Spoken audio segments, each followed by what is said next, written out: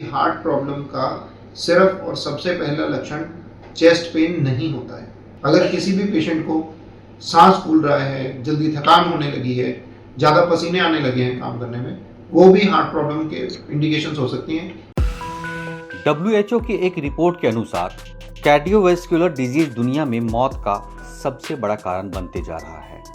इनमें heart attack, stroke, heart failure और rheumatic heart disease जैसे रोगों का बड़ा हिस्सा इसमें शामिल है, जिसमें अधिकांश मौतें लो और मिडिल इनकम देशों में होती है।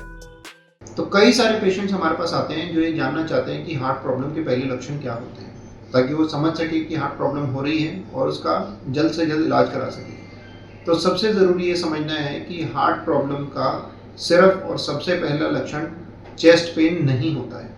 जिस किसी को पहली बार हार्ट अटैक हो रहा है उसमें डेफिनेटली चेस्ट पेन बहुत सारे लोगों को होता है, यानी चेस्ट डिस्कम्फर्ट, भारीपन, ये सब होता है।